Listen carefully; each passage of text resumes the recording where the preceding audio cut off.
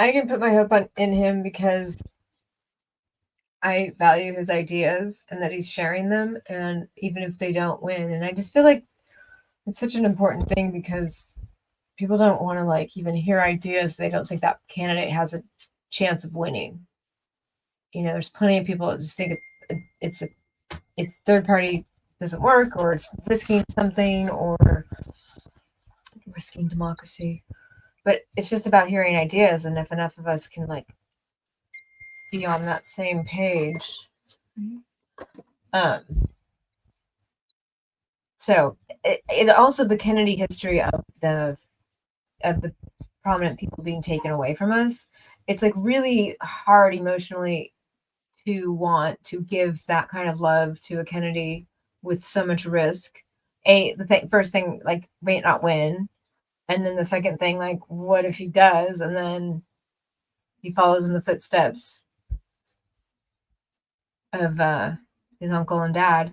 So it's like feels like, when I just stick with no matter what happens, the more that his ideas are out there, more people can rise up and do what he like. We need more of people to do what he's doing. We like, instead of going, here's our last hope. Like, why are there so few of us? I mean, I'm not doing anything, but you know what I mean. Why are there so few? And then it takes, you know. So he's great. I'm not demoting, like, he's the best. I'm so excited, but I have to keep reminding myself because that the fear of loss, the fear of losing, makes it easy to go numb and not try and not put my everything into doing my best to help out, because it's a long shot and I don't think I'm alone. So like to speak to that, like, hey, yeah, let's notice we might lose. It could go so far, and then our hearts could break, you know, in different ways. And it's worth it because we're it's not about attaching ourselves to the man. It's about attaching ourselves to the ideas and the accomplishments and the things that are possible. And remind people the things he did. Even talking about the things he's accomplished helps all of us in the society to go, oh, you can win against these big corporations that are harming humans.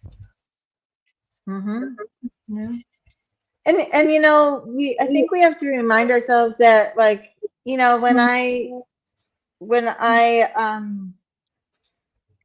buy something that's in plastic, you know, and even though I know that there's a good chance that you know, somebody's health was hurt in the making of that plastic.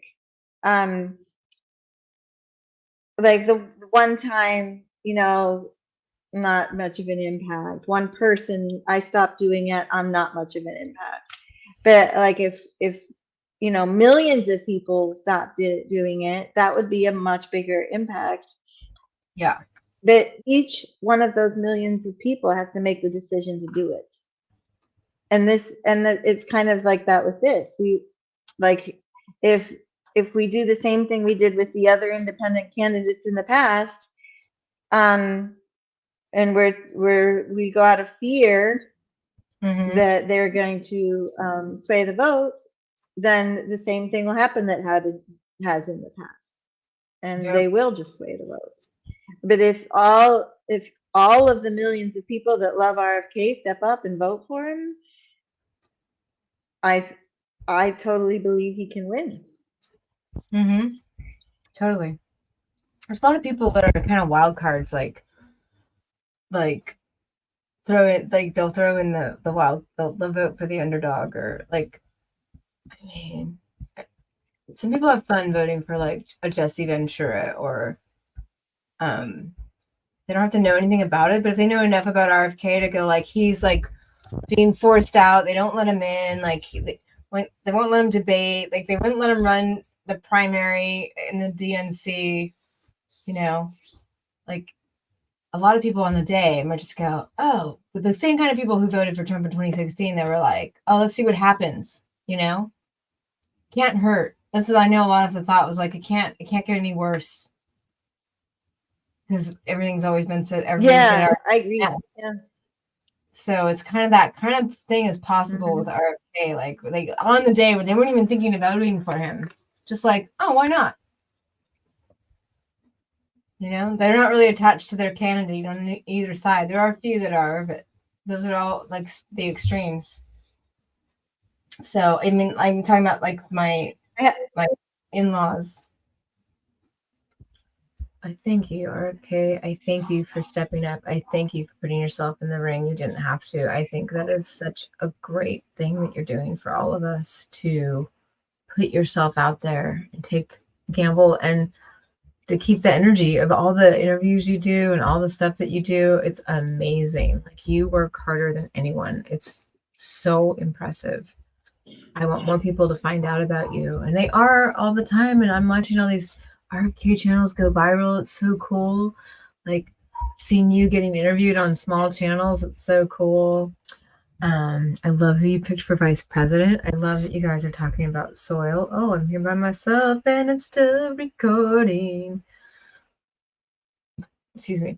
So yes, I just want to say thank you. Like, I am so happy. And like, you don't need to run for office. You don't need anything from it. I don't think you're driven by power, and there's not a lot of money in it unless you're corrupt, I guess. So taking a lot of flack, people giving you a hard time. It's not easy doing what you're doing. Smear campaigns and the way people freak out without understanding the nuance of your position on vaccines. But it works for both sides. You work for both sides. That's like my main thing, is like, no matter what side you're on, RFK's your guy. There's a lot of hope in the world today. And there's a lot of hard things and a lot of sad things that it's hard to be with. And so I hope you visit me on my other channel, where we're going to talk about being in this world and seeing things about reality that are hard. It's hard to learn about the oceans and the rivers and the animals and all the things. Like, I can't tell you the sad things right now. It's different species and different things that are happening. I don't want to tell you. But I want to talk about the pain of caring. The pain of caring about things bigger than ourselves. I mean, it's painful to care about things that are in your world, your children, your mother, your father, your brother, your sister, your partners, your body parts. But when you care about something bigger than yourself, that you can't even fathom how to like fix the forest in the Amazon, you don't even fathom how to bring back species that were so unique we didn't even know about them, how to cope. And then if your guy doesn't, or your lady or your guy doesn't win this election, how to be with living in the world you didn't get to choose, and what are we going to do? Are we going to just rise up and show little crying fits and march in the streets? Please don't. Please don't. Please do something constructive, and more education, more ideas sharing, more farms, more planting, more like independent organizations, nonprofits doing good, billionaires putting their money into different types of projects that benefit all of us. Oh, billionaires, you're our only hope. So it's how we handle the disappointment. It's how we handle like getting involved.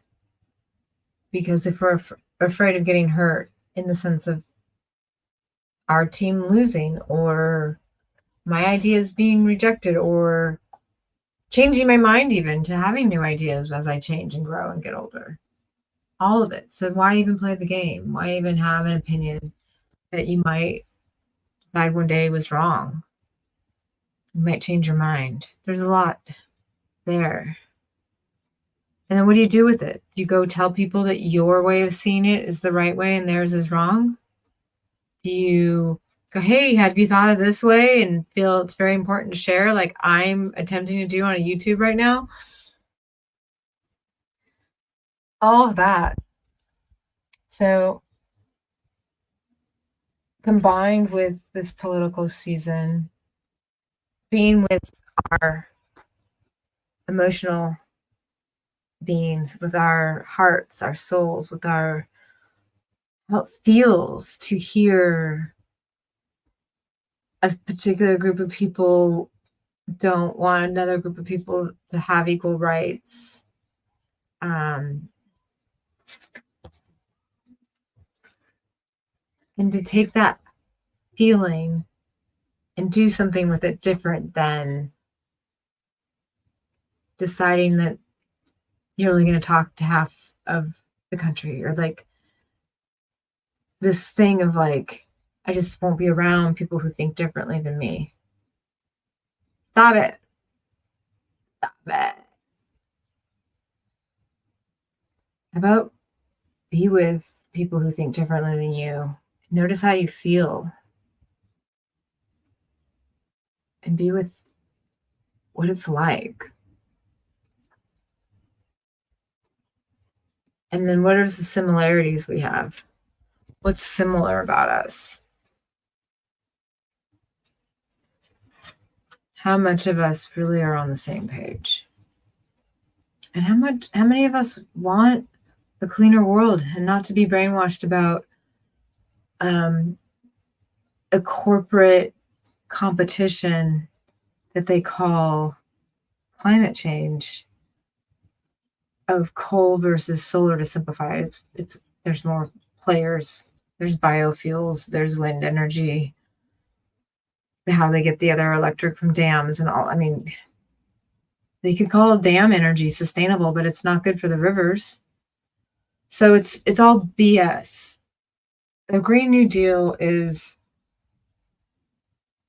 teaching us how to grow our own food in our beautiful, lush yards of California. Like, some of the most lush soil in the world is covered in cement and grass.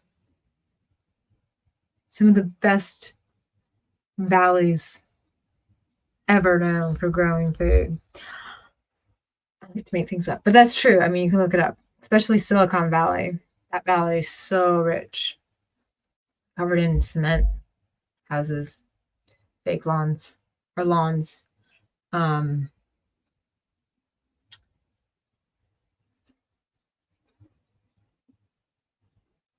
Yeah, it's the Green New Deal is, why are we transporting our food across these giant areas, ships across oceans and trucks across the coast? What are we doing? And all this food we're moving around is making us sick. Like, healthy food can't be shipped that far.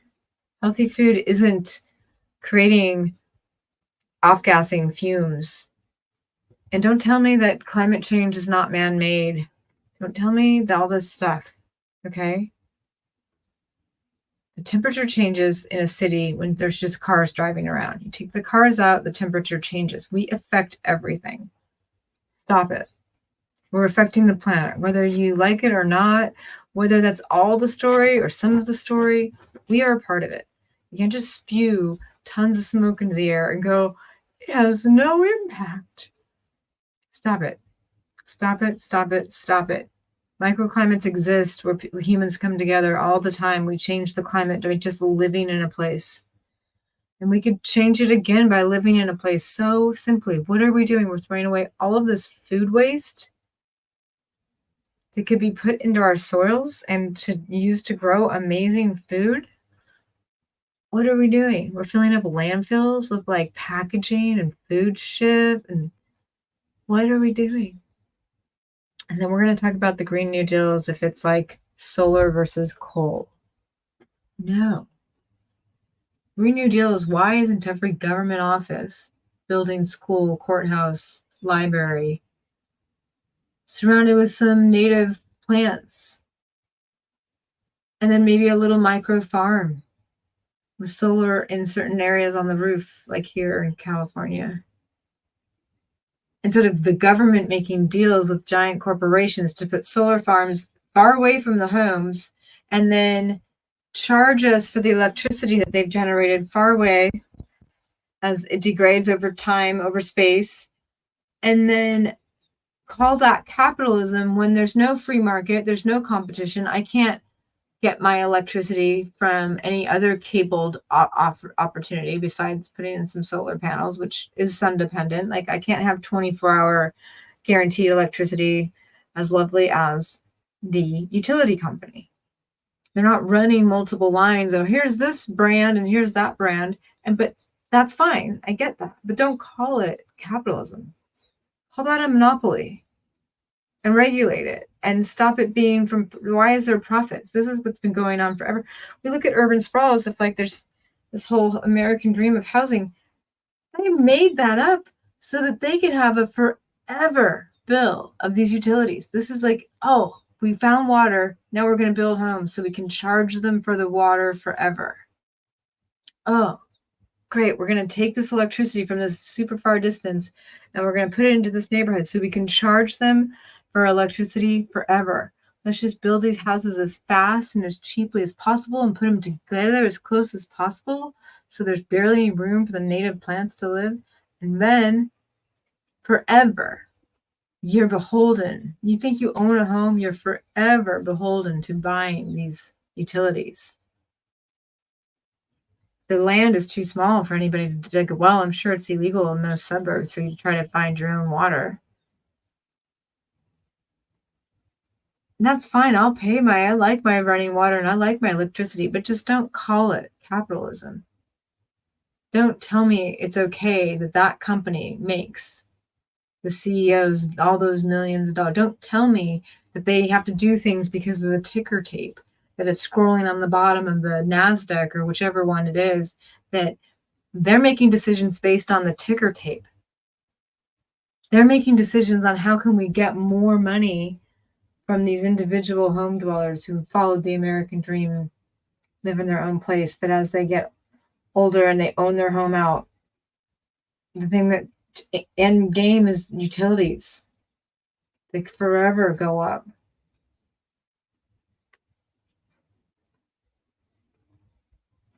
But they want us to be on sides and they want drill baby drill to be against like drill for lithium to put it in a solar panel. Like we're drilling on both sides. I think lithium just grows on trees. Got to drill, even if the rock's sitting on top of the ground, you still got to drill that rock to get out the lithium. I don't know a lot about it. I like to pretend I do. I could figure it out if you wanted me to. What else can I say about this? It's the same thing politically with these two-party system. It's the same exact thing. It's taking us away from looking at the issues and putting us into our tribal natural state as a human to have a tribe and like this tribe protects me and I'm going to fight against any opposing tribes. And so we're living in this tribal reality and it's by design, not by accident. It's like, yeah, we're going to fight amongst ourselves. Mine is saving democracy. This one's my pocketbook was better before. Whatever your reason is for your side, we are being like systematically divided to go my side, your side. But meanwhile, where's the just basic common sense? Thank you, RFK, for coming into the scene. But like, where's the actually talking about issues? It gets really real, really, really intense. But I just was watching this really innocent documentary on like cancel culture or like an actor got in trouble for being too pushy with women, right? But his heritage, his great grandfather was like running the world as an oil tycoon, and he had power over all these governments.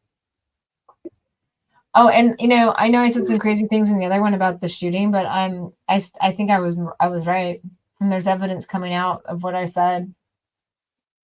Oh yeah, have you seen the woman with the cell phone? I'm sure you have. Like that's the one that's like really hitting There was a woman standing there with a cell phone behind him, and she Mhm. didn't even flinch when like the whole thing happened. That she didn't. She just holding the cell Yeah, I phone saw her. videotape.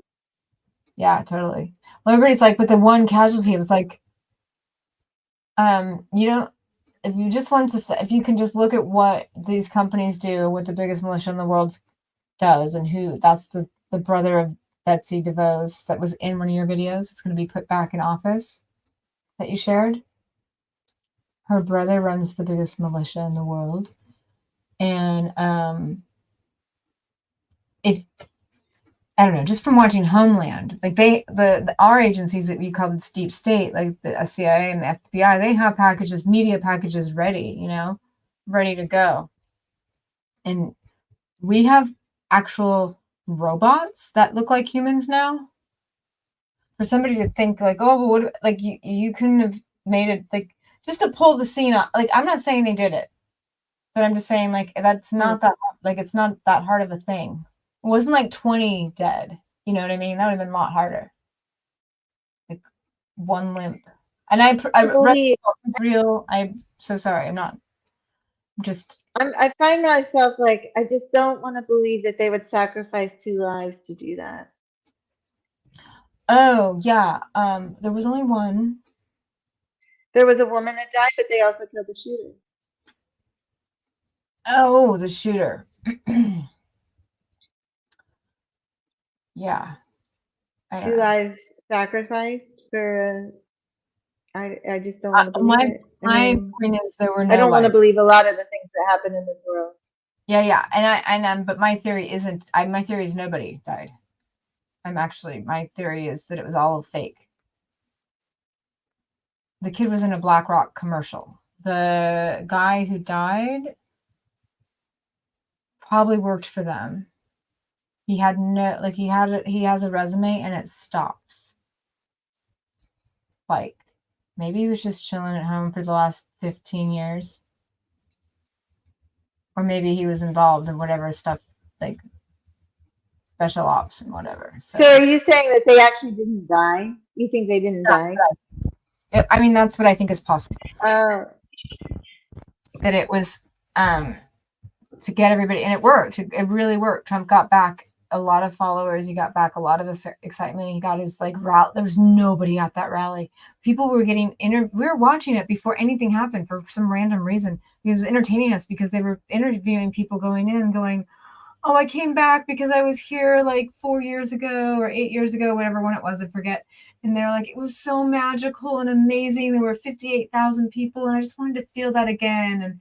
And everybody was like, "How's the rally?" All the people were like, "How's the rally?" And every single person was like, "No answer about that." Like, "Oh, the one 4 years ago was so good." Like, and they just kept reminiscing. Like, I'm like, no one's having fun. I was like laughing and watching it right before it all happened. So really had no turnout. And a lot of the shots from the shooting, because they probably made a law like you can't go wide. You didn't want anyone to see. I don't know. But now they started having big ones again, filling stadiums. But my point isn't like to scare. My point is like there might be things beyond our control. And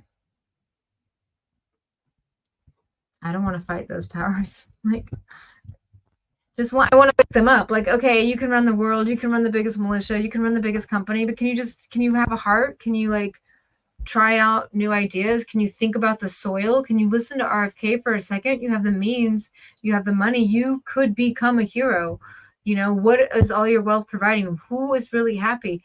I want a survey. Like, how many of you billionaires are happy? Do you want to be happier? Do what I say, and let's do the real Green New Deal. The real one. Well, not what I say. You could do what Nicole says. You could do what RFK says. All I'm saying is do what they say. See, you could still do what I say, which is do what they say. Or do what you say, but do it for the big picture of like, hey, why are we wasting all this food waste instead of turning it into compost? I'm not even going to go with like human waste, how that's compost too. I lived off grid for a little bit and it really works. Just cover, repeat, cover, repeat, cover it with mulch or dirt on the ground. Anyway, there are a million, and then all we got to do is get the whales back into the pooping whales out there in the oceans, clean those oceans up. Planet solved. Planet crisis aborted. And you're a hero. So I don't want to pick sides. I don't want to be anti the top elite corporate leaders. I want to change you if you're not doing the most good you can do. I want to encourage you to do more good. Find more ways to do good. I want you to use your power for the good. And I believe you can. I believe in you. I believe in you. I believe in you. All right. Have a good night. Love you. Love you.